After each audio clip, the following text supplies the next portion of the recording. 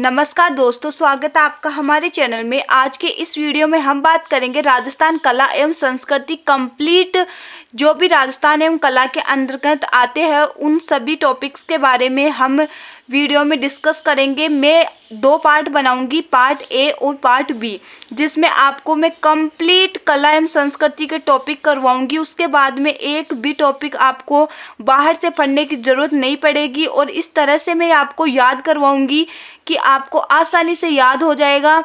इसके लिए ज़रूरी है कि आप मेरे दोनों पार्ट पूरे देखें। आपसे निवेदन है कि अगर आप कला एवं संस्कृति में पूरे में से पूरे नंबर लाना चाहते हैं तो मेरे दोनों पार्ट्स को ज़रूर से देखिएगा।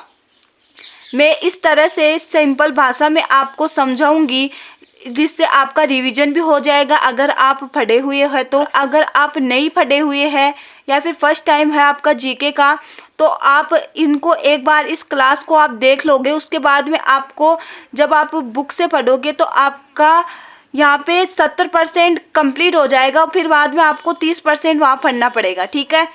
इसीलिए वीडियो पर एंड तक बने रहिएगा। चलिए हम सबसे पहले जानते हैं कि राजस्थान कला एवं संस्कृति में कौन कौन से टॉपिक शामिल होते हैं। तो सबसे पहले आता है राजस्थान के प्रमुख मेले। जो भी हमारे राजस्थान में प्रमुख मेले होते हैं उनका जिक्र राजस्थान कला एवं संस्कृति में किया गया है। राजस्थान के लोक नृत्य, ठीक है, लोक नृत्य के बारे में, लोक गीत व संगीत के बारे में, लोक देवियों के बारे में, लोक देवताओं के बारे में, रीति रिवाजों के बारे में मैंने आपको ट्रिक से याद करवाए हैं। प्रमुख त्योहार भी मैंने आपको ट्रिक से याद करवाए हैं। वेशभूषा व आभूषण भी मैंने आपको ट्रिक के माध्यम से याद करवाए हैं। भाषा एवं साहित्य भी आपको ट्रिक के माध्यम से याद करवाए हैं। संत एवं संप्रदाय भी आपको ट्रिक के माध्यम से याद करवाए हैं। और यहाँ पे सभी में लगभग चीज़ें आपको ट्रिक के माध्यम से याद करवाऊंगी, जिससे आप काफ़ी आसानी से चीज़ों को समझ सकते हो और याद कर सकते हो, ठीक है। हम यहाँ पे क्या करेंगे, 5 टॉपिक ही इस पार्ट फर्स्ट के अंदर कंप्लीट करेंगे और 5 टॉपिक हम पार्ट बी के अंदर कंप्लीट करेंगे। तो सबसे पहला पार्ट आता है हमारे पास में वेशभूषा, जिसे हम क्या कहते हैं, पहनावा कहते हैं, ठीक है। देखिए इस वेशभूषा 2 प्रकार की होती है, सामान्य जन और आदिवासियों का, ठीक है। यहाँ पे सामान्य जन में पुरुष और महिलाएं आती है, वैसे आदिवासियों में जातीय और यहाँ पे आदिवासीय पहनावे के बारे में हम जानेंगे। तो सबसे पहले हम बात करते हैं सामान्य जन के बारे में। सामान्य जन में क्या आता है, पुरुष और महिलाएं आती है। तो सबसे पहले हम बात करते हैं पुरुषों के बारे में। तो देखिए पुरुषों में क्या होता है, पगड़ी, पाग और पेचा। हम पगड़ी, पाग और पेचे की अगर बात करें तो पगड़ी क्या होती है, मेवाड़ की प्रसिद्ध होती है। कहाँ की होती है, पगड़ी होती है मेवाड़ की एक प्रसिद्ध होती है। और मेवाड़ में पगड़ी बांधने वाले को क्या कहा जाता है, छापदार कहा जाता है। क्या कहा जाता है, छापदार कहा जाता है, ठीक है।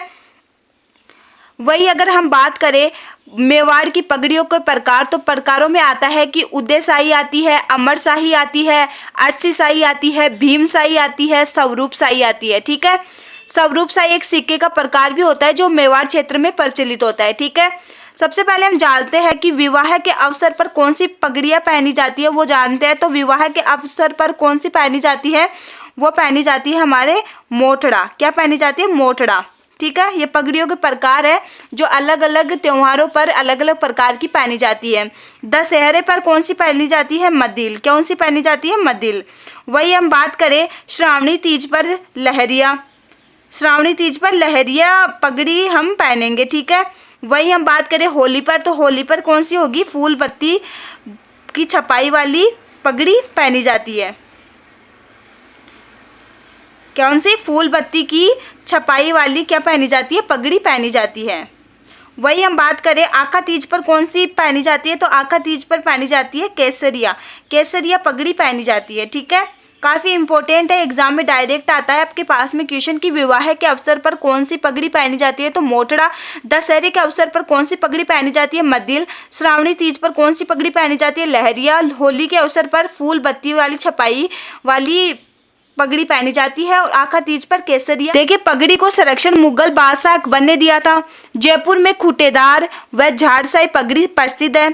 जोधपुर में खिड़कियां पगड़ी प्रसिद्ध है। जोधपुर का राठौड़ वंश दाएं पेच की पगड़ी न बांधकर बाएं पेच की पगड़ी बांधता है, इसलिए उनकी पगड़ी बाईं ओर झुकी होती है, ठीक है। ये उसका कारण होता है।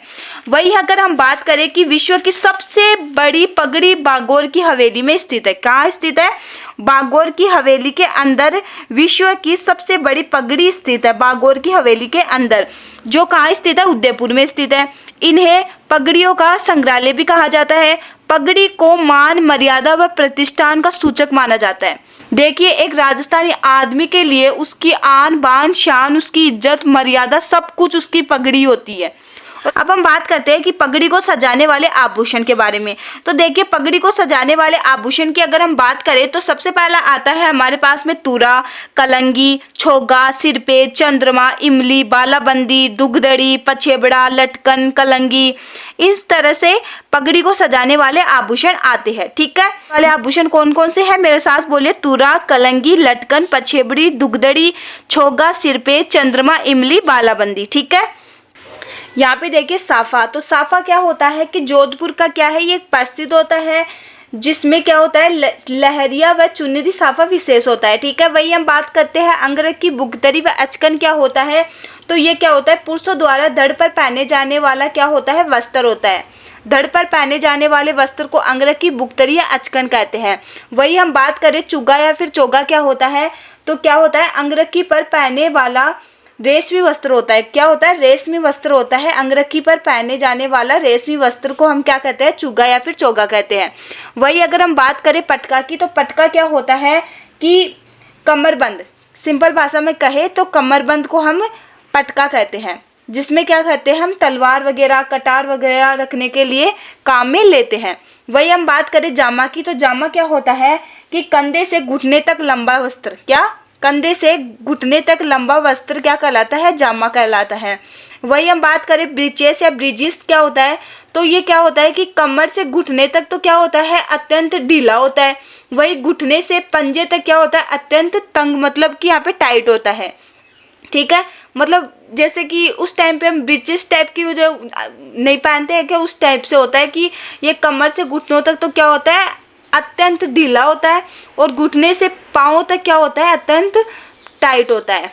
ठीक है, वही हम बात करें कोट, तो कोट क्या होता है? जोधपुरी कोट को अंतर्राष्ट्रीय पहचान मिली है। ठीक है, जोधपुरी कोट को, किसको? जोधपुरी कोट को अंतर्राष्ट्रीय पहचान मिली है। वही हम बात करें आत्मसुख की, तो आत्मसुख क्या होता है कि रुईदार वस्त्र जिसका उपयोग सर्दियों में किया जाता है। रुईदार वस्त्र जिसका उपयोग किसमें किया जाता है? सर्दियों में किया जाता है, उसको हम क्या कहते हैं? आत्मसुख वस्त्र कहते हैं।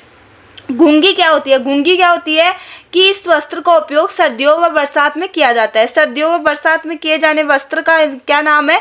घुंगी है। वही आप याद रखिएगा, सबसे प्राचीन आत्मसुख सुआई प्रताप सिंह का है, जो सिटी पैलेस जयपुर के अंदर स्थित है। ठीक है, वही हम बात करते हैं पछेवड़ा। पछेवड़ा क्या होता है? देखिए, पछेवड़ा क्या होता है कि पतला सूती जो सोल होता है, पतला सूती जो सोल होता है, उसको हम क्या कहते हैं? पछेवड़ा कहते हैं।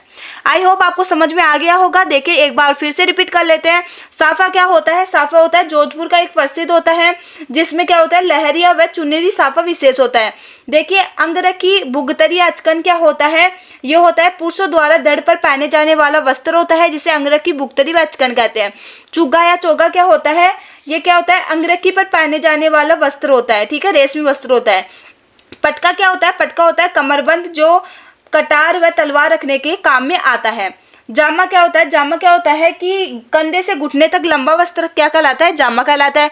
ब्रीचेस, ब्रिजिस क्या कहलाता है कि देखिए, जो कमर से लेकर घुटनों तक तो क्या होता है? अत्यंत ढीला होता है।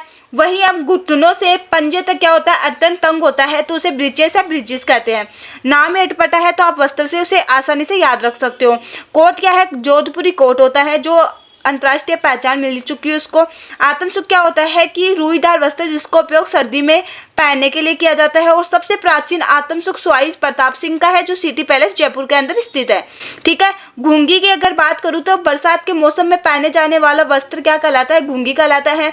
पछेवड़ा क्या हो जाता है? पछेवड़ा होता है पतला सूती सोल, जिसे हम कहते हैं पछेवड़ा। ठीक है, मैं यहाँ पे आपको रिवीजन करवा रही हूँ। यहाँ पे एक एक चीज़ में आपको वैसे नोट्स नहीं बनाने हैं, आपको ओनली रिवीजन करना है। तो आप के लिए काफ़ी ज़्यादा हेल्पफुल वीडियो रहेगी, इसलिए वीडियो पर एंड तक बने रहिएगा। ऐसा नहीं है कि 2-3 मिनट देख के और फिर बाद में चली दिए, कुछ समझ में नहीं आएगा। अभी वीडियो स्टार्ट ही हुआ है, आगे आगे ट्रिक आएगी तो आपको धीरे धीरे इंटरेस्ट बढ़ता जाएगा। ठीक है, देखिए आगे हम बात करते हैं खेसला। तो खेसला क्या होता है, देखिए खेसला क्या होता है, मोटी पट्टी वाला सोल। देखिए पछेवड़ा तो क्या था, पतली सूती का सोल था, वही खेसला क्या है, मोटी पत्ती वाला सोल होता है। मोटी पट्टी वाला सोल को हम क्या कहते हैं, खेसला कहते हैं। सूतना क्या होता है कि छोटे बच्चों का जो सूती वस्त्र होता है उसे हम क्या कहते हैं, सूतना कहते हैं। ठीक है, चलिए हमने यहाँ पे पुरुषों के वस्त्रों के बारे में जाना, अब हम बात करते हैं महिलाओं के वस्त्रों के बारे में हम जानते हैं। ठीक है, तो महिलाओं के बारे में जानते हैं तो सबसे पहला आता है कुर्ती और कांचली। कुर्ती को हम कांचली कहते हैं। तो महिलाओं के द्वारा धड़ पर जो पहने जाने वाला वस्त्र होता है उसको हम क्या कहते हैं, कुर्ती या कांचली कहते हैं। कुर्ती और कांचली कहा जाता है, मतलब महिलाओं द्वारा धड़ पर पहने जाने वाला वस्त्र कुर्ती या कांचला कहलाता है। ठीक है, पोमचा का होता है। पोमचा क्या होता है कि पोमचा क्या है, खंडेला सिक्कर का है, प्रसिद्ध है खंडेला सिक्कर का। पोमचा बनाने वाला समुदाय रंगरेज या नीलंगर या लीलगर कहलाता है। एग्जामों में पूछा जा चुका है कि जो पोमचा बनाने वाला समुदाय क्या कहलाता है, तो वो कहलाता है रंगरेज, या फिर इसे हम कहते हैं नीलगर, या फिर हम इसे कह सकते हैं लीलगर। ठीक है, वह बेचने वाला क्या कहलाता है, बिसायती कहलाता है। मतलब कि पोमचा को बनाने वाला तो रंगरेज, नीलगर, लीलगर कहलाता है, वही बेचने वाला बिसायती कहलाता है। ठीक है, आई होप आपको समझ में आ रहा होगा। चलिए, पोमचे का सर्वाधिक उपयोग जाट महिलाएं करती है, वो तो आपको पता है कि पोमचे जो जाट महिलाओं ज़्यादा उपयोग करती है पोमचे का।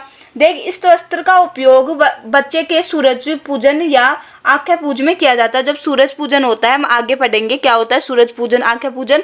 ठीक है, तो उसमें पोमचा का उपयोग किया जाता है, काफ़ी शुभ माना जाता है। ठीक है, चीड़ का पोमचा। चीड़ का पोमचा क्या होता है कि काले रंग का वस्त्र होता है जिसका उपयोग विधवा महिलाओं द्वारा किया जाता है। ये हाड़ौती में प्रचलित होता है। ठीक है, हाड़ौती में प्रचलित होता है और विधवा महिलाओं के द्वारा पहना जाता है। ठीक है, देखिए पीला क्या होता है। पीला क्या होता है, केसरिया रंग का वस्त्र जिसका उपयोग किया जाता है विवाह आदि मांगलिक अवसरों में किया जाता है। शादी वगैरह जो मांगलिक अवसर होते हैं पूजा पाठ में, तो उनमें क्या होता है, पीला पोमचा ओढ़ा जाता है। ये काफ़ी ज़्यादा शुभ माना जाता है और मांगलिक कार्यों के लिए इसे पहना जाता है। ठीक है, वही हम बात करें पवरी। तो पवरी क्या होती है, दुल्हन की जो ओढ़नी होती है ना, उसको हम पवरी कहते हैं। मतलब बरी की जो ओढ़नी होती है उसको हम क्या कहते हैं, पवरी कहते हैं। देखिए लालर क्या होता है, लालर होता है सफ़ेद रंग का वस्त्र जिसका उपयोग विधवा औरतें करती है। लालर मतलब नाम का आपको उल्टा करना है, लालर मतलब लाल से हो रहा है, लेकिन आपको यहाँ पे क्या है, विधवा महिलाओं के द्वारा किया जाता है। ये सफ़ेद रंग का होता है। ठीक है, सफ़ेद रंग का क्या होता है, वस्त्र होता है जिसका उपयोग विधवा महिलाओं के द्वारा किया जाता है। मामा चुन्नट क्या होता है, मामा चुन्नट क्या होता है, मामा द्वारा लाई गई ओढ़नी। जब वो भात बनने आता है अपनी बहन के, तब वो ओढ़ाता है तो उसको हम मामा चुन्नट कहते हैं। देखिए पीर चुन्नट या पीर जोड़ क्या होता है कि वधू के मामा द्वारा वधू की माँ के लिए लाई गई ओढ़नी क्या कहलाती है, पीर चुन्नट कहलाती है। जब भात बनने आता है तो उस टाइम पे जब वधू का मामा वधू की माँ के लिए जब लाता है ना वस्त्र, तो उसे हम पीर की चुन्नट या पीर जोड़ भी कहते हैं। तिलका क्या होता है, वही हम बात करते हैं तिलका। तो तिलका क्या होता है, मुस्लिम महिलाओं का सफ़ेद रंग का जो वस्त्र होता है, सफ़ेद रंग का जो वस्त्र होता है उसे हम क्या कहते हैं, तिलका कहते हैं। ठीक है, एक बार फिर से देख ले। कुर्ती कांचली क्या होती है, महिलाओं के धड़ पर पहने जाने वाला वस्त्र। पोमचा क्या होता है कि यह सिक्कर का प्रसिद्ध होता है और यह इस जो पोमचा बनाने वाले को रंगरेज, नीलगर व लीलगर कहते हैं।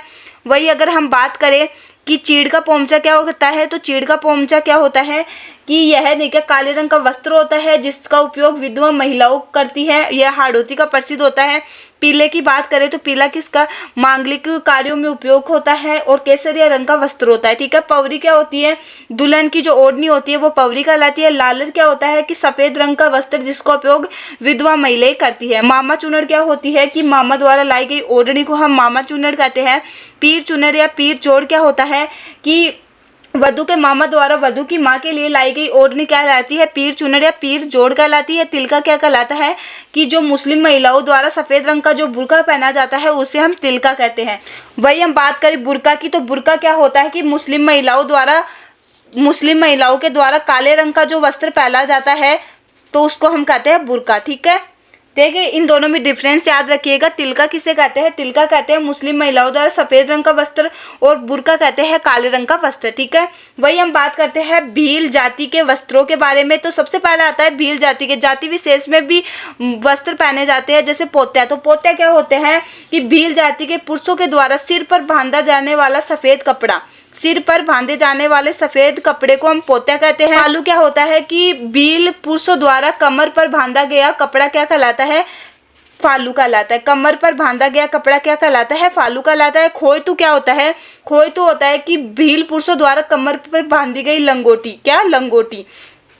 डेपाड़ा, डेपाड़ा क्या होता है कि भील पुरुषों द्वारा पहनी गई तंग धोती। वही सिंदूरी क्या होती है? सिंदूरी होती है भील दुल्हन की साड़ी को कहते हैं हम सिंदूरी। वही पीरिया क्या होता है? पीरिया होता है कि भील महिलाओं का पीला रंग का लहंगा, पीले रंग का लहंगा पीरिया कहलाता है। वही कछाबू क्या होता है कि भील महिलाओं द्वारा घुटनों तक ऊंचा लहंगा जो पहना जाता है उसे कछाबू कहते हैं। ठीक है, एक बार फिर से रिपीट कर लेते हैं। देखिए यहाँ पे भील जाति के वस्त्रों की बात करें तो सबसे पहले आता है पोत्या।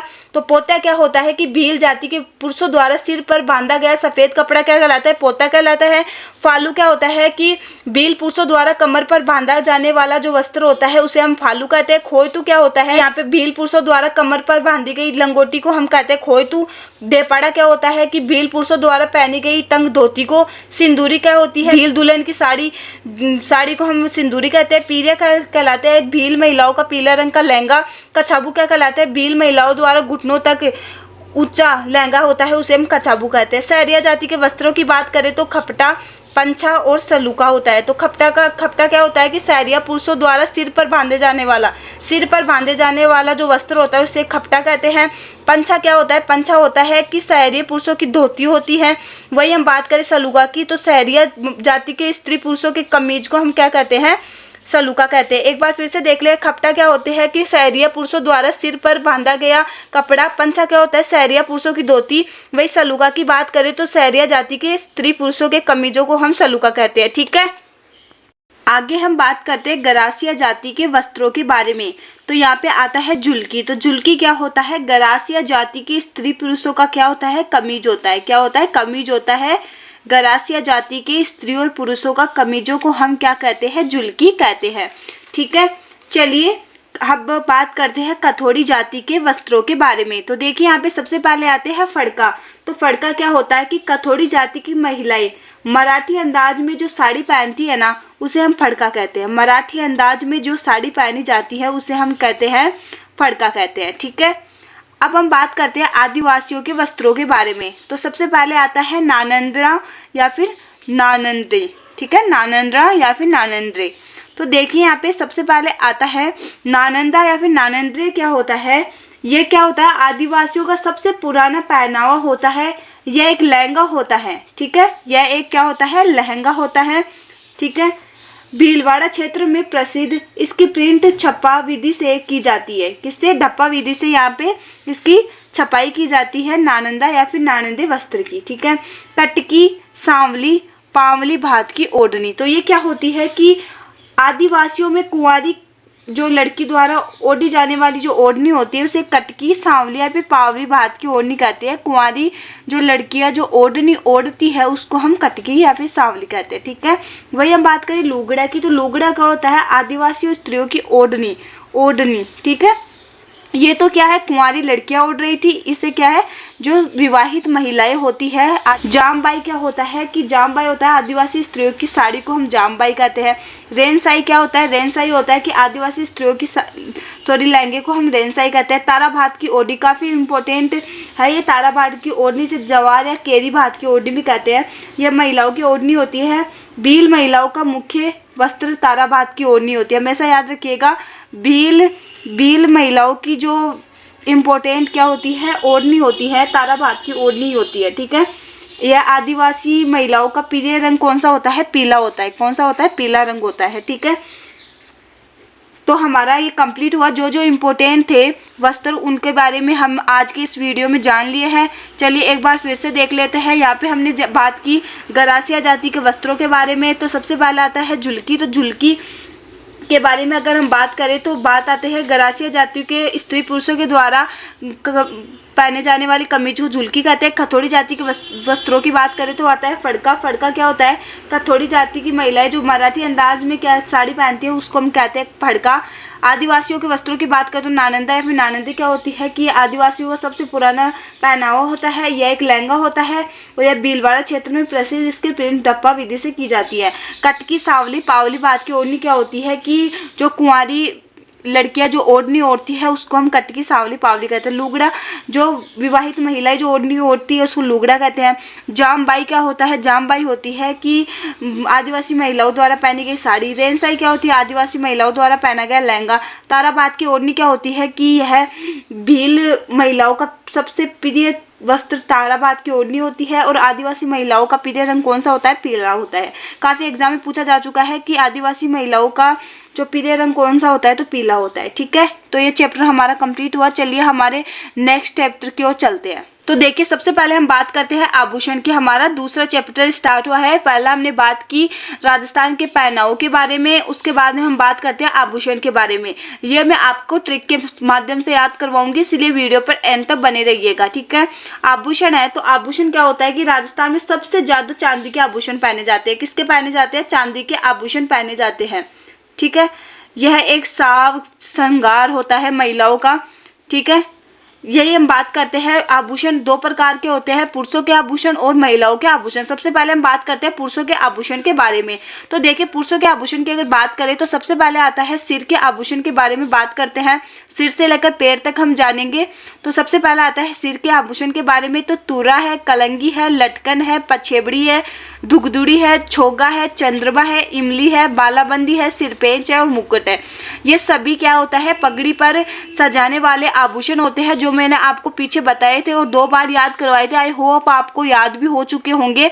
एक बार और देखते हैं। तुरा, कलंगी, लटकन, पछेबड़ी, दुगदुड़ी, छोगा, चंद्रमा, इमली, बालाबंदी, सिरपेंच, मुकुट आदि। ठीक है, वही हम बात करें कान की। तो कान की लूंग पहनते हैं, कान में मुर्कियां पहनते हैं, झाले पहनते हैं, छेलकड़ी पहनते हैं, माकड़ी पहनते हैं, कुंडल पहनते हैं और गोरखन पहनते हैं। ठीक है, वही हम बात करें दांत के आभूषण के बारे में। तो चूप, मेख, रखन, दोष, ये महिलाओं में भी सेम होते हैं, पुरुषों में भी सेम होते हैं और काफी एग्जाम में पूछा जाता है दांतों के आभूषण चूप, मेख, रखन, दोष। ठीक है, गले की बात करें तो कंठला, बलेवड़ा, चेन, लोकेट, चौकी, ताबीज। ठीक है, क्या?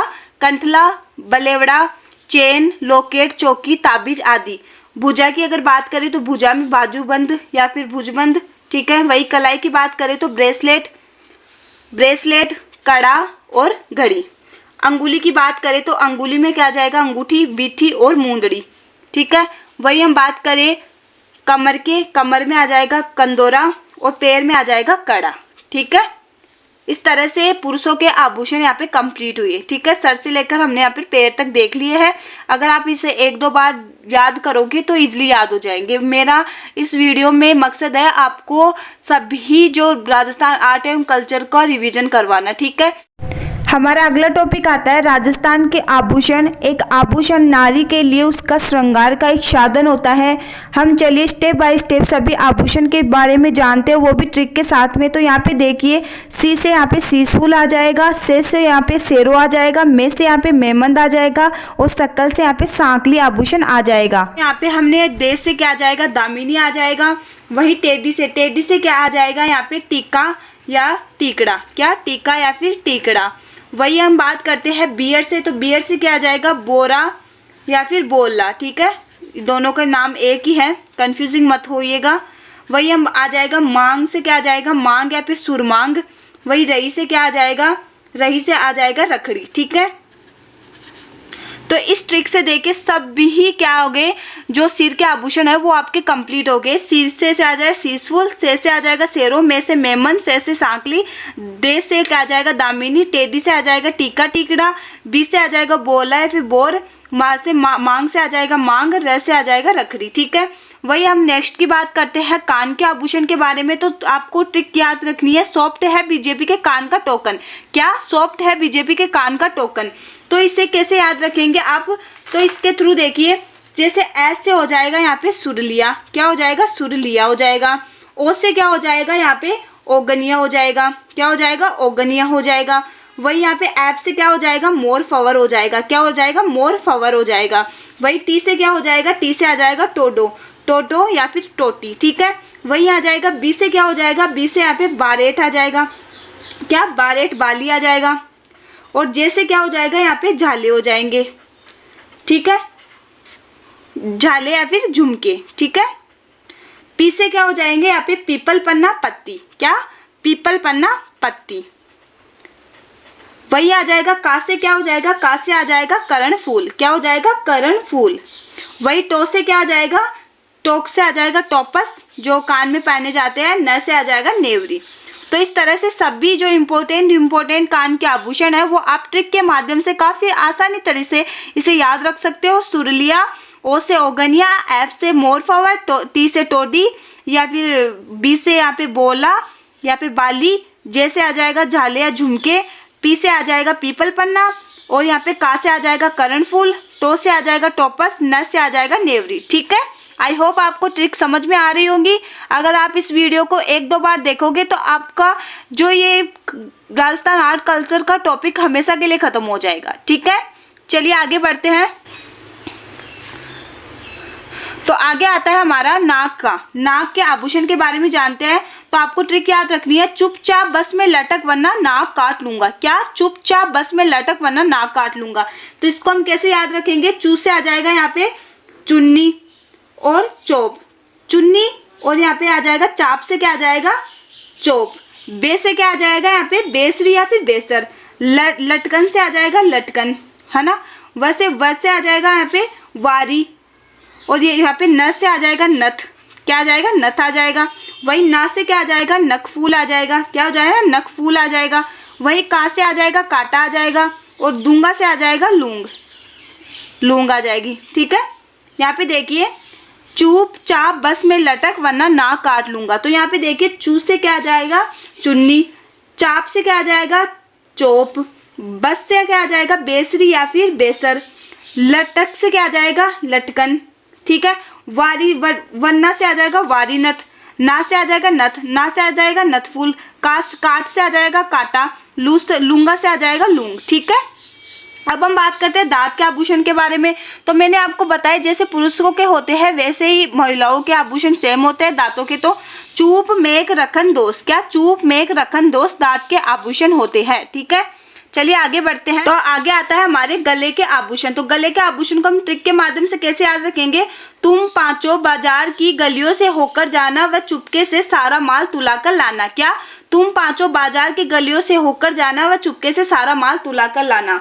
तो इस कंडीशन में क्या करेंगे, तू से क्या आ जाएगा यहाँ पे तिमणिया। क्या आ जाएगा, तिमणिया आभूषण होता है गले का। वही पांचों से क्या आ जाएगा, पांच लड़ी। क्या, पांच लड़ी। वही बाजार से, बाज से क्या आ जाएगा, बजंती। वही जार से क्या आ जाएगा, जंतर। वही गलियों से, गलियों से क्या आ जाएगा, गल पट्टियों। क्या, गल पट्टियों आ जाएगा, जो गले में पहने जाने वाला आभूषण होता है। होकर से क्या आ जाएगा, हाकर, ठीक है। वही यहाँ पे बात करते हैं कि चुपके से, चुपके से क्या आ जाएगा यहाँ पे, चंपाकली। चंपाकली क्या है, एक आभूषण होता है जो गले में पहना जाता है। यहाँ पे माल से आ जाएगा मादलियो। वही हम बात करें तुलाकर, तुलाकर से आ जाएगा तुलसी, ठीक है। तो इस तरह से आप याद रख सकते हो कि तुम पांचों बाजार की गलियों से होकर जाना वो चुपके से सारा माल तुला कर लाना।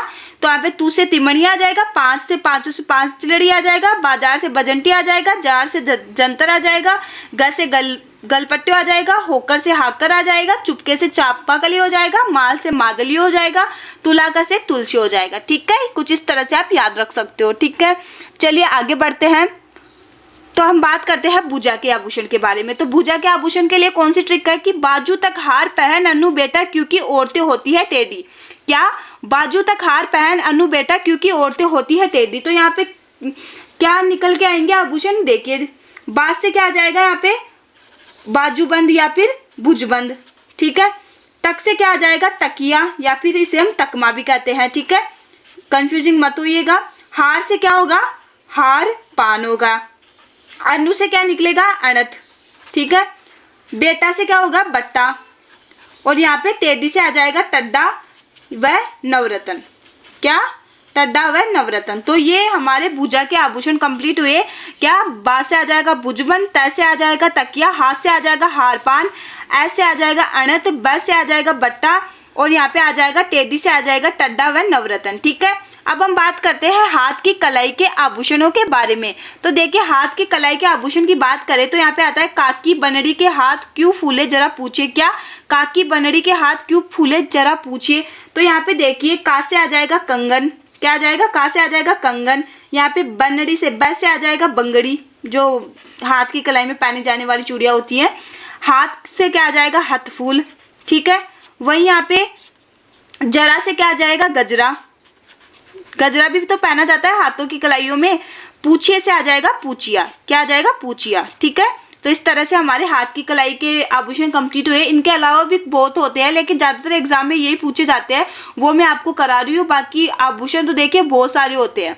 ठीक है ना, अब हम बात करते हैं अंगुलियों के। तो देखिए, अंगुलियों के आभूषणों में आता है अंगूठी, बिट्ठी, मूंदड़ी, छल्ला, दामना, अरसी। क्या, अंगूठी, बिट्ठी, मूंदड़ी, छल्ला, दामना, अरसी आदि। ठीक है, अगला आभूषण आता है नाभि के आभूषण।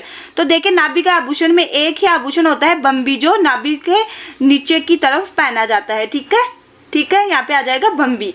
तो इसके बाद में आता है कमर के आभूषण के ट्रिक के माध्यम से हम याद रखते हैं। तो ट्रिक के माध्यम से क्या आ जाएगा कि जीजू के कमरे में तगड़ा धन कनकती सटकता। क्या, जीजू के कमरे में तगड़ा धन कटकती सटका। ठीक है, तो यहाँ पे देखिए, जी से क्या आ जाएगा, जंजीर। क्या, जंजीर जो कमरों में पहनी जाती है। वही हम बात करते हैं कैसे, क्या आ जाएगा यहाँ पे, कंदोरा। क्या आ जाएगा, कंदोरा आ जाएगा। कमरे से क्या आ जाएगा, कमर बंद आ जाएगा। तगड़ा से क्या आ जाएगा, तागड़ी आ जाएगा, जो कमर में पहनी जाती है महिलाओं के द्वारा। धन से क्या आ जाएगा, करधनी आ जाएगा। ठीक है, वही कटकती से क्या आ जाएगा, कनकती आ जाएगा। वही यहाँ पे सटका से क्या आ जाएगा, सटका। तो इस तरह से क्या हुए, कमर के आभूषण हमारे कंप्लीट हुए। जिससे जंजीर आ जाएगा, के से कंदोरा आ जाएगा, क से कमरबंद आ जाएगा, तगड़ा से तागड़ी आ जाएगा, धन से करधनी आ जाएगा, कटकती से कनकती आ जाएगा, सटका से सटका आ जाएगा। ठीक है, इस तरह से अब हम बात करते हैं पैर के आभूषण। पैर के आभूषण को भी हम ट्रिक के माध्यम से याद रखेंगे। देखिए, ये चैप्टर ऐसा है जिसमें बच्चे हर बार क्वेश्चन को गलत करके आते हैं, क्योंकि आभूषणों को याद करना कोई आसान चीज नहीं होती है। इनमें कहीं ना कहीं हम कंफ्यूज हो जाते हैं, लेकिन अगर आप इसे ट्रिक के माध्यम से याद रखोगे ना, तो आप बिल्कुल भी नहीं भूलोगे। मैं भी कभी भी एग्जाम में आभूषण से रिलेटेड क्वेश्चन को गलत नहीं करके आती हूँ, क्योंकि मैं खुद एक ट्रिक के माध्यम से इनको याद की हुई हूँ, ताकि मैं कंफ्यूज ना हो सकूँ। ठीक है, यहाँ पे हम देखते हैं पैर के आभूषण में। तो पहले राम ने छड़ से आंवला तोड़े, फिर नुपुर का पेज लेकर हिरण की तरह भाग गया। क्या, पहले राम ने छड़ से आंवला तोड़े, फिर नुपुर का पेज लेकर हिरण की तरह भाग गया। तो यहाँ पे देखिए, पैसे क्या आ जाएगा, यहाँ पे पैसे आ जाएगा पायल। ठीक है, राम से क्या आ जाएगा, राम झोला। क्या हो जाएगा, राम झोला आ जाएगा। न से आ जाएगा नेवरी आ जाएगा यहाँ पे। वही छड़ से क्या आ जाएगा, छड़ा आ जाएगा। आँच से क्या आ जाएगा, आंवला हो जाएगा। आंवला से आंवला हो जाएगा। तोड़े से आ जाएगा तोड़ा। नुपुर से नुपुर हो जाएगा। पेज का आ जाएगा पेजनिया, जो पैरों में पहनी जाती है।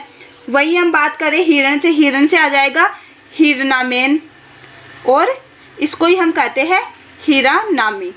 ठीक है, मतलब कि यहाँ पे क्या हुआ, पैसे से क्या आ जाएगा, पायल आ जाएगा। राम से क्या आ जाएगा, राम झोला आ जाएगा। ने से नेवरी हो जाएगा। छड़ से छड़ा हो जाएगा। आंवला से आंवला हो जाएगा। तोड़े से तोड़ा हो जाएगा। निपुर से निपुर हो जाएगा। पेज से आ जाएगा पेजनिया। हिरण से क्या आ जाएगा, हीरनामेन या फिर हीरा नामी। ठीक है, चलिए आगे बढ़ते हैं और पैर के अंगुलियों के आभूषणों के बारे में जानते हैं। तो यहाँ पे बिछी आएगी, नखलिया आएगी, फोलरी आएगी, पगपान आएगा और अंगूठे आएगा। ठीक है, एक बार और देख लेते हैं। बिछी आएगी, नकली आएगी, फोलरी आएगी, पगपान आएगा और अंगूठा आएगा। तो इस तरह से हमारे आभूषण का कंप्लीट चैप्टर आज खत्म हुआ। चलिए अब नेक्स्ट टॉपिक के बारे में डिस्कस करते हैं। नेक्स्ट हमारा टॉपिक आता है राजस्थान के लोक गीतों के बारे में। तो विवाह से संबंधित गीतों के बारे में सबसे पहले हम जानते हैं। तो देखिए, यहाँ पे सबसे पहले आता है जल्लो या फिर जल्लो जलाल। तो जल्लो जलाल कब गाया जाता है, देखिए तो ये कब गाया जाता है कि वधु पक्ष की महिलाएं जब बारात का डेरा देखने जाती है ना, बारात का डेरा देखने जाती है, तब यह जल्लो जलाल गीत गाया जाता है। क्या, जब वधु पक्ष की महिलाएं जब बारात का डेरा देखने जाती है तो जल्लो जलाल नामक गीत गाई जाती है। ठीक है, वही हम बात करें कामण, तो कामण गीत कब गाया जाता है? यह जादू टोना वाला गीत होता है। क्या? जादू टोना वाला गीत होता है जब दूल्हा क्या करता है, तोरण मारता है, तो दूल्हे को बुरी नजर से बचाने के लिए कामण गीत गाए जाते हैं। ठीक है, मतलब जादू टोना वाला गीत होता है जब दूल्हा तोरण मारता है तो उस वक्त महिलाएं यह गीत गाती है उसे बुरी नजर से बचाने के लिए। ठीक है, उसके बाद में आता है कुक्कल्यू। कुक्कल्यू क्या होता है कि दूल्हा जब तोरण मारता है तब यह गीत गाया जाता है, मतलब तोरण मारते समय गाया जाने वाला गीत क्या होता है? कुक्कल्यू कहलाता है। ठीक है, जलो जलाल कब? जब वधु पक्ष की महिलाएं बारात का डेरा देखने जाती है तब जलो जलाल नामक गीत गाई जाती है। कामण गीत कब गाया जाता है? जादू टोना वाला गीत होता है जब दूल्हा तोरण मारता है तो दूल्हे को बुरी नजर से बचाने के लिए कामण गीत गाए जाते हैं।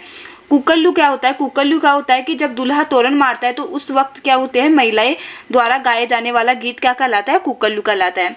उसके बाद में आता है सीटने। सीटने क्या होता है? गाली गीत होता है जिसमें गाली में अपशब्दों का यूज किया जाता है। ठीक है, दुपट्टा क्या होता है? दुपट्टा क्या होता है कि दूल्हे की सालियों द्वारा गाए जाने वाला गीत होता है दुपट्टा।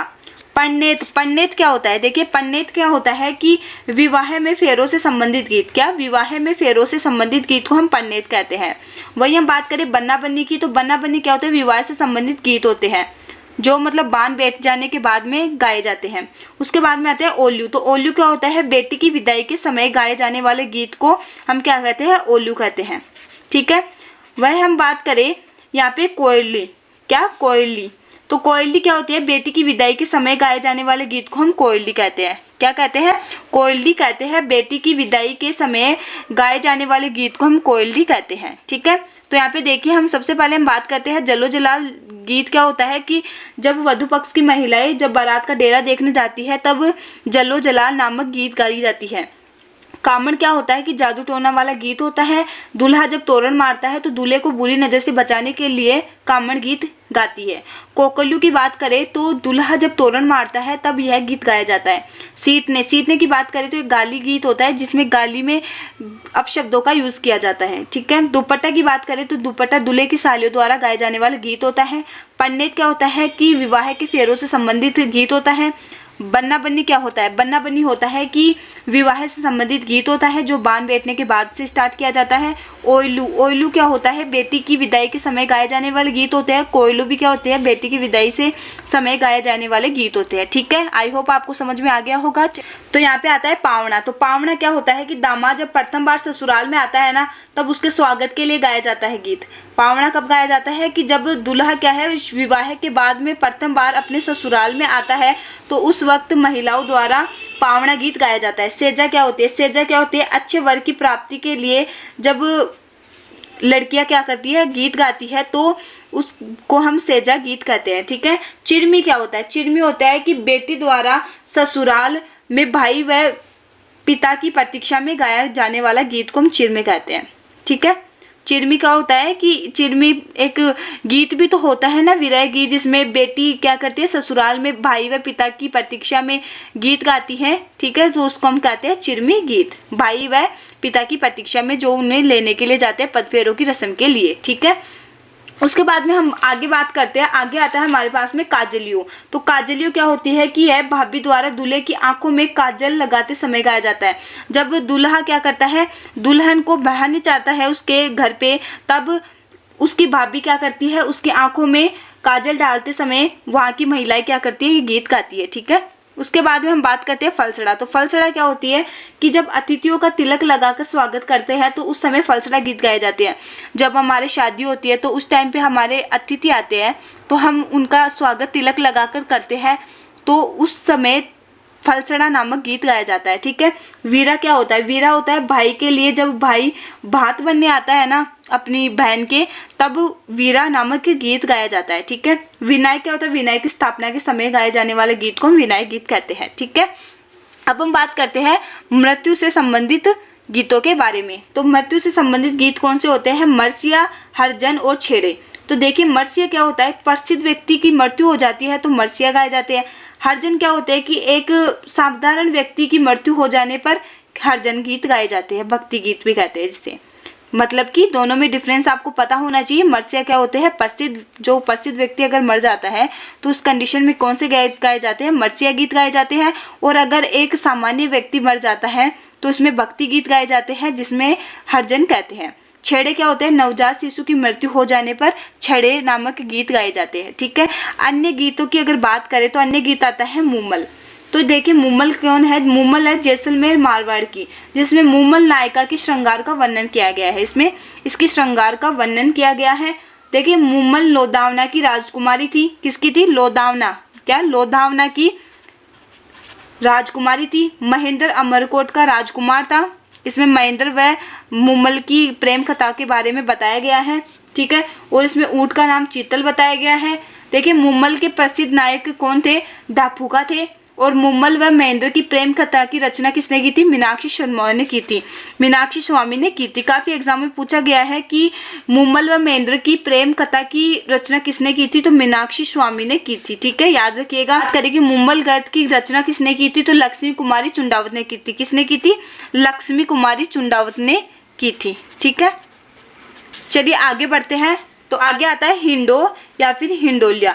तो हिंडो या फिर हिंडोलिया क्या होता है कि तीज त्योहारों पर झूला झूलते समय गाया जाने वाला गीत क्या होता है, हिंडो या हिंडोलिया कहलाता है। कुर्जा क्या होता है, कुर्जा एक आवासीय पक्षी होता है जिसमें के लिए खींचन फलौदी जोधपुर प्रसिद्ध है। क्या है, जोधपुर प्रसिद्ध है इसके अंदर। और इसमें देखिए आप कि यह एक मारवाड़ क्षेत्र में गाए जाने वाला विरह गीत होता है। कौन सा विरह गीत होता है ये, यहाँ पे कुर्जा में ऐसा है कि यह विरह गीत होता है जिसमें एक नायिका अपने पति के लिए संदेश भिजवाना चाहती है कुर्जा नामक पक्षी के द्वारा। ठीक है, यहाँ पे हम बात करें गोरबंद, तो गोरबंद ऊंट के गले का आभूषण होता है। किसका होता है, ऊंट के गले का आभूषण होता है, जिसमें यह मारवाड़ क्षेत्र में गाए जाने वाला एक प्रकार का श्रृंगार गीत है। ठीक है। झोरावा, झोरावा क्या होता है कि झोरावा जैसलमेर क्षेत्र में गाए जाने वाला विरह गीत होता है। जैसलमेर क्षेत्र में गाए जाने वाला विरह गीत क्या होता है, झोरावा होता है। ठीक है। वही हम बात करें पीपली, पीपली क्या होती है कि मारवाड़ व शेखावटी क्षेत्र में श्रावणी तीज के दिन गाए जाने वाला गीत होता है पीपली। मतलब मारवाड़ व शेखावटी क्षेत्र में श्रावणी तीज के दिन गाए जाने वाला जो विरह गीत होता है उसको हम पीपली कहते हैं। मोरिया होता है, मोरिया क्या होता है कि ऐसी लड़की है जिसकी सगाई तो हो रखी है लेकिन शादी में क्या हो रही है, देरी हो रही है, तो वो क्या कौन सा गीत गाती है, मोरिया गीत गाती है। ठीक है। वही हम बात करें यहाँ पे सुपनों, तो सुपनों क्या होता है कि सपने से संबंधित गीत होता है। जैसे नाम से पता चल रहा है हिचकी, हिचकी क्या है, यह मेवाड़ क्षेत्र में गाए जाने वाला गीत होता है। ठीक है, यह भी एक तरह का विरह गीत ही होता है। बिच्छुड़ो, देखिए यहाँ पे सबसे इम्पोर्टेंट है बिच्छुड़ो, पेपया और डोला मारू, बाकी तो आप सभी नाम से पता लगा सकते हो। देखिए बिच्छुड़ो क्या होता है कि यह एक हाड़ौती क्षेत्र में गाया जाता है, मतलब प्रेम कथा से रिलेटेड ये गीत होता है जिसमें एक प्रेम कथा के बारे में बताया गया है अटिक रहने के लिए कि एक महिलाओं को जब बिच्छू खा जाता है तब मरण स्थिति में होने के बावजूद भी वह दूसरी शादी के लिए कहती है लेकिन वह नहीं करता है, तो बिछुड़ो गीत गाया जाता है। ठीक है। पपैया क्या होता है कि अविवाहित युवती किसी विवाहित युवक को भ्रष्ट करने का प्रयास करती है लेकिन युवक पत्नीवर्ती धर्म पर अड़िग रहता है, तो उसे हम पपैया कहते हैं। मतलब कि कोई अविवाहित युवती किसी विवाहित युवक को भ्रष्ट करने का प्रयास करती है लेकिन युवक पत्नीवर्ती धर्म पर अड़िग रहता है, पपैया गीत गाया जाता है। ढोला मारू, ढोला मारू क्या होता है कि सिरोही क्षेत्र में गाया जाने वाला प्रेम गीत है, ये प्रेम गीत है। फिर ढोला क्या है, मालवा के क्या है एक राजकुमार थे, जबकि मारू क्या है पूमण बीकानेर की राजकुमारी थी। जब विवाह के समय ढोला की उम्र तो 3 साल की थी और मारू की उम्र 1.5 वर्ष की थी। ठीक है, इसके अंदर इतना ही बताया गया है। ठीक है, आगे हम बात करते हैं बादली। तो बादली गीत कब गाया जाता है, वर्षा गीत होता है। वर्षा आने के समय गाया जाने वाला गीत क्या कहलाता है, बादली कहलाता है। ठीक है, यहाँ पे नेक्स्ट आता है बादली। तो बादली क्या है, वर्षा गीत है, मतलब वर्षा के समय गाया जाने वाला गीत क्या कहलाता है, बादली कहलाता है। ठीक है, वही नेक्स्ट आता है तेजा टेर। तो तेजा टेर क्या होता है कि किसान क्या होता है, लोग जब बुआई से पूर्व तेजा टेर को याद करते हैं जिससे उनकी फसल क्या हो, अच्छी हो। मतलब कि बुआई के समय तेजा जी को याद करते हैं तो उस समय गाया जाने वाला गीत क्या कहलाता है, तेजा टेर कहलाता है। नेक्स्ट आता है लावणी। तो लावणी क्या होती है, फसल कटाई के समय गाए जाने वाला गीत क्या कहलाता है, लावणी कहलाता है। ठीक है, फसल कटाई के समय गाए जाने वाला गीत क्या कहलाता है? लावणी कहलाता है। लावणिया क्या होता है? लावणिया क्या होता है कि माताजी के आराधना में गाए जाने वाले गीत क्या कहलाते हैं? लावणिया कहलाते हैं। इन दोनों में आपको कंफ्यूज नहीं होना है। देखिए, लावणी तो होती है फसल कटाई के समय गाए जाने वाले गीत, और लावणिया होती है माताजी की आराधना के समय गाए जाने वाले गीत, लावणिया कहलाते हैं। कलाल क्या होता है? दारू क्रेता व विक्रेता के समय संवाद को दर्शाया गया है। जैसे दारू क्रेता व विक्रेता के संवाद को दर्शाया गया है, ठीक है। वही हम बात करते हैं यहाँ पे दारूड़ी। तो दारूड़ी क्या होता है कि यह पश्चिम राजस्थान में दारू परोसते समय गाए जाने वाला गीत। पश्चिमी राजस्थान में दारू परोसते समय दारूड़ी नामक गीत गाया जाता है, ठीक है। चलिए आगे बढ़ते हैं। तो हमारा अगला आता है लांगुरिया। तो लांगुरिया क्या होता है कि केला देवी की आराधना में, क्या केला देवी की आराधना में गाया जाने वाला गीत क्या कहलाता है? लांगुरिया कहलाता है। चिरजा क्या होता है? सात चारण की आराधना में गाया जाने वाला गीत चिरजा कहलाता है। इंडोली क्या कहलाती है कि इंडोली पानी भरते समय गाए जाने वाला गीत, क्या पानी भरते समय गाए जाने वाला गीत क्या कहलाता है? इंडोली कहलाता है। वही हम बात करें कागा की। तो कागा क्या होता है कि परदेश गए हुए पति की याद में गाए जाने वाला गीत, मतलब परदेश में जो गए हुए पति होते हैं उसकी याद में गाए जाने वाला गीत क्या होता है? कागा कहलाता है, ठीक है। पनिहारी क्या होता है कि इसमें महिला को पतिव्रता धर्म पर अटक बताया गया है, पता अपनी पतिव्रता धर्म को पर अडिग बताया गया है। हमसिडो क्या होता है? हमसिडो होता है भील स्त्री पुरुषों द्वारा गाए जाने वाला गीत, क्या कहलाता है? हमसिडो कहलाता है। भील स्त्री व पुरुषों के द्वारा गाए जाने वाला गीत क्या कहलाता है? हमसिडो कहलाता है। एक बार फिर से देख लेते हैं। सबसे पहले हम बात करते हैं बादली के बारे में। तो बादली क्या होता है? वर्षा के समय गाए जाने वाला गीत बादली कहलाता है। तेजा तेर क्या होता है कि किसान लोग बुआई से पूर्व तेजा जी को याद करते हैं, तो उस समय गाए जाने वाला गीत तेजा टेर कहलाता है। लावणी क्या कहलाता है? फसल कटाई के समय गाए जाने वाला गीत लावणिया कहलाता है। माता जी की आराधना में गाए जाने वाला गीत कलाल क्या होता है? दारू क्रेता व विक्रेता के संवाद को दर्शाया गया है। दारूड़ी क्या होता है? पश्चिम राजस्थान में दारू परोसते समय गाए जाने वाला गीत। लांगुरिया क्या होता है? केला देवी की आराधना में गाए जाने वाला गीत। चिरजा क्या होता है? सातल चारण की आराधना में गाए जाने वाला गीत। इंडोली क्या होता है? पानी भरते समय गाया जाने वाला गीत। कागा क्या होता है कि पति की याद में गाए जाने वाला गीत। पनिहारी क्या होता है? पनिहारी क्या होता है कि इसमें क्या है? एक महिला को पतिव्रती धर्म पर अड़क बताया गया है। हमसिडो क्या होता है? हमसिडो होता है भील स्त्री पुरुषों द्वारा गाए जाने वाला गीत, ठीक है। चलिए आगे बढ़ते हैं। आगे आता है सुमटियो। तो सुमटियो क्या होता है कि तोता। सुमटियो तोता से प्रदर्शित किया गया है कि भील स्त्रियों द्वारा तोते पक्षी द्वारा पति को भेजा गया संदेश, पति को भेजा गया संदेश क्या? सुमटियो गीत गाया जाता है। जिस समय मतलब कि तोता एक पक्षी के द्वारा, भील स्त्रियों द्वारा तोते पक्षी के द्वारा पति को भेजा गया जो संदेश होता है, उस समय गाया जाने वाला गीत क्या कहलाता है? सुमटियो कहलाता है। हीड या फिर हरणा क्या होता है? मतलब भील जो किशोर बालक होते हैं, भीलों के जो किशोर बालक होते हैं, छोटे बच्चों के द्वारा दशहरे पर गाए जाने वाला गीत क्या कहलाता है? हीड या फिर हरणा कहलाता है, ठीक है। काफी इंपॉर्टेंट है, ये इसे याद रखिएगा। उसके बाद में आता है हमारे पास में जीरा। तो जीरा क्या है? ये जालोर क्षेत्र में प्रसिद्ध होता है। इसमें नायिका द्वारा नायक को जीरा नहीं बोने की सलाह दी गई है, जीरा ना बोने की इसमें सलाह दी गई है, ठीक है।